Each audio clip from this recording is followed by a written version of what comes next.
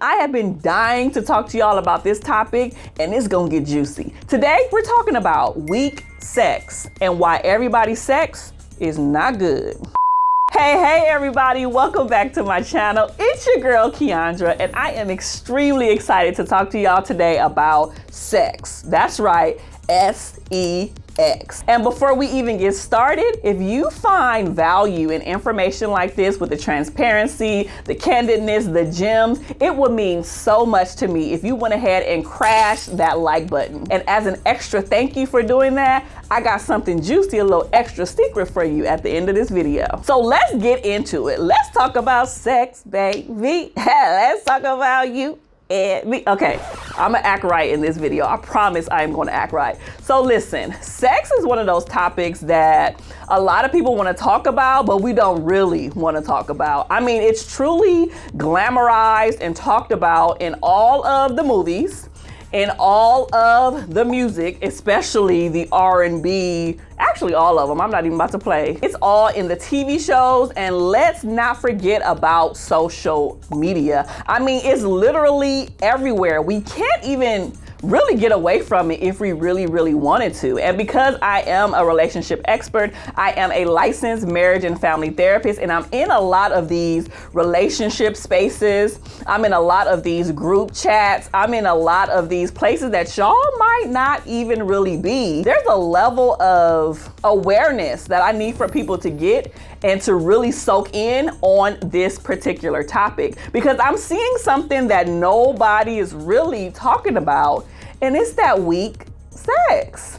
It's that boo-boo, poo-poo, baby, honey. This wasn't as good as you pumped it up to be. And so I'm wondering if y'all ever heard anybody say ever that my sex isn't good. I'm gonna give you a little moment to pause and think about it. Have you ever heard anybody talk about themselves and say, wow, I'm not really that good in the bedroom, or wow, my sex isn't that good, or wow, I can improve or do better? You don't. I have been doing this type of work for over a decade, and I've never heard one person, male or female, say, yeah, I'm trash in bed.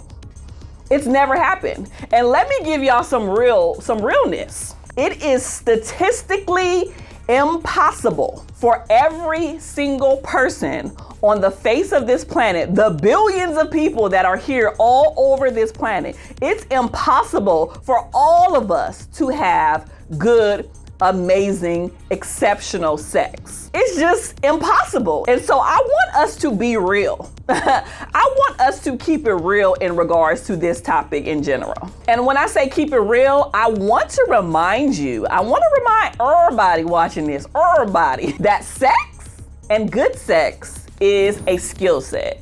Yeah, I don't think we think about sex in that capacity for some reason. This is something that you have to do often, that you have to explore, that you have to evolve, that you have to grow and continuously learn the partner that you are with.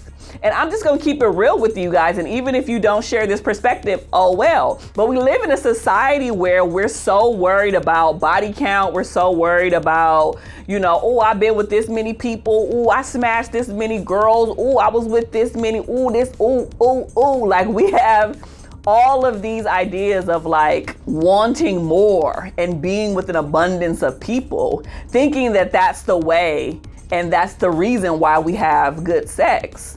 And I think there's something really powerful that needs to be said about slowing down and taking the time and the opportunity to explore one person's body at a time and fully, I'm saying fully experiencing what that person's peaks and highs and valleys and moans and groans and different aspects of their body, and understanding what that looks like in its fullness. And I'm talking about marriage, long-term relationships, all of that. I think it's important for us to do that, right? Because we will never really know what that peak and that pinnacle looks like if we're just going from one person to the next person, one person to the next person. That's not going to get us anything, because that little two moves, the little bow, little wham wham that you got, that might be cool, but it's not really cool because them two little pumps is not going to get anything done long term, especially when you're going from partner to partner. What if that man don't like the two pumps? Boo boo. What if they don't like that and they want something else? They want something different. They want something unique, but you only got one trick. You a one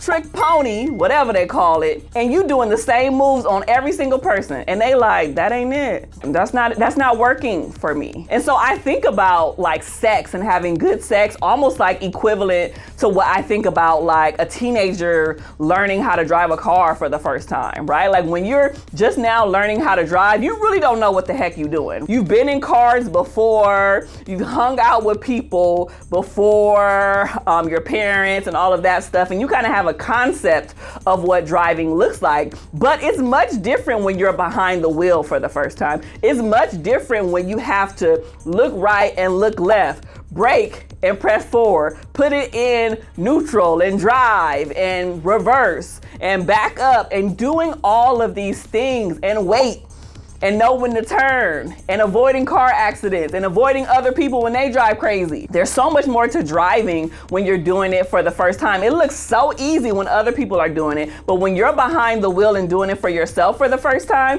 it's a little bit different. But as you start to drive and you start to do it more often and you get really used to this process, you become like a pro. Think about adults who have driven. Like I've had my license since I was 15 and a half years old. Okay, I've been driving for 20, I'm not giving my age away, but 20 something years, okay?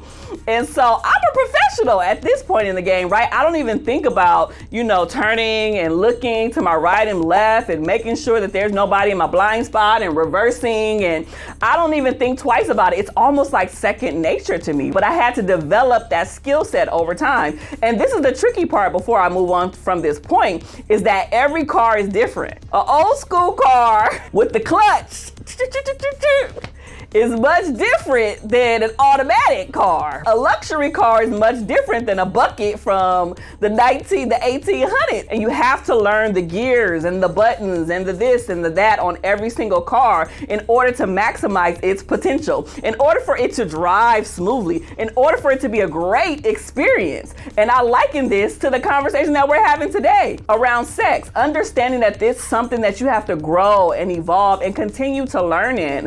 One of my friends, Shan Booty, who is one of my faves and probably one of y'all faves too, did a survey on her podcast. I believe it was on her Lovers and Friends podcast, where she talked and surveyed men. She polled her audience and said, on a scale of 1 to 10, how well do you think you are in bed? Or how well do you think you know what women want in bed? And majority of the men said 8s, 7s, 9s. They were so confident that they knew what women wanted in bed. And the truth of the matter is that was inaccurate, because if we even think about the number of women who've never had a true orgasm, or the number of women who can't have the clitoris orgasm, like there's so many things that men don't even know about that they need to know about, okay?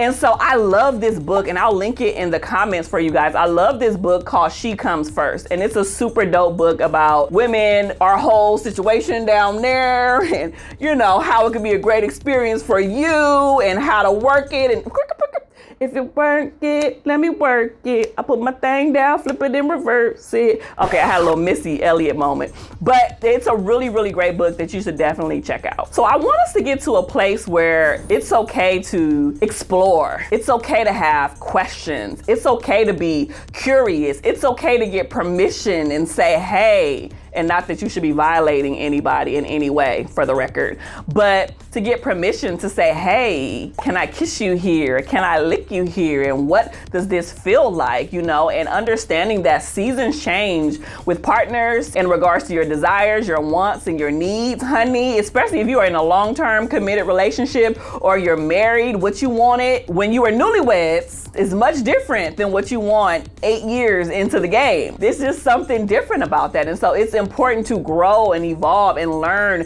your partner, and not just think that one move that you had when you were a newlywed is that's gonna sustain you through your whole entire marriage. It doesn't work that way. It's okay to ask. It's okay to be curious. It's okay to not know everything about the same sex or the opposite sex, depending on what your preference is. It's okay to say, oh, I didn't know that. Or it's okay to say, oh, that worked well for that person, but now that I'm in a sexual relationship with this person, things are a little bit different. It's okay for us to not know everything. And that's a beautiful opportunity and a beautiful experience to explore your partner and to strengthen your sex game. Because God forbid, if you're no longer with this person anymore and you move on to the next, at least you have a new skill set underneath your belt that you can try on the next person so they could be wowed. So they can truly, for real, walk away from that sexual encounter and be like, woo, that person blew my mind. Like, whoa, this was next level. That's really the goal. I don't want nobody faking it out here. I don't want nobody lying out here, because we do enough of that already. Now, before we move on and I give you that extra secret that I promised you from smashing that like button earlier in this video, I wanted to just leave you guys with this nugget that sex is spiritual. I don't know if y'all rocking with me on that or not, but if you have sex with the wrong person, you can encounter a whole bunch of different issues that you didn't even know that you were going to really tap into. And so we can do another video about soul ties another day, but I just want to remind you guys that it isn't just something that you should take haphazardly, but it's also something that you should be very, very serious about, because it is a spiritual attachment, and sometimes it takes a lot of work to get unattached from the wrong person. So here's that extra secret that I promised y'all. So when it comes to poor sex, even though we was talking about weak sex and weak D, and you know how people are like, oh, my D is so amazing and I give the best D ever and I put it down and my vagina is wet and it's juicy and I am the bomb and I drop it like it's hot.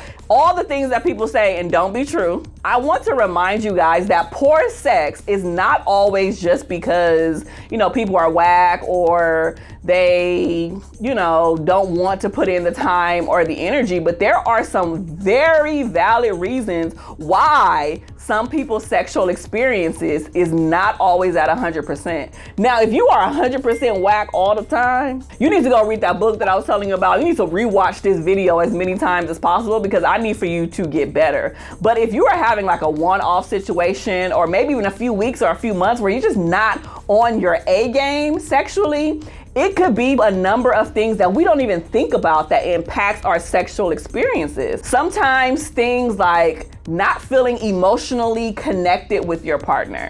Sometimes it's things like medications and the foods that we eat. Sometimes it may be mental health issues. Oh, and I can't forget this one. Sexual trauma is a huge one. And it's true, because there's so many men and women who were taken advantage of, who were assaulted, who were put in very not so good situations. And so it has impacted their sexual experiences, their sexual libido, their desire, their wants, their needs, and their safety. And so sometimes we want to just have fun all the time, but we forget about the real causes and the root causes of why poor sex or weak sex or having an off day can really contribute to some of the deeper issues that we've talked about in this video. There can be a number of things that can contribute to us having poor sex overall or poor sexual encounters. And it's important for you to understand that sometimes you might have an off day, and that's okay. And your partner might have an off day, and that's okay. Hopefully it's not at the same time.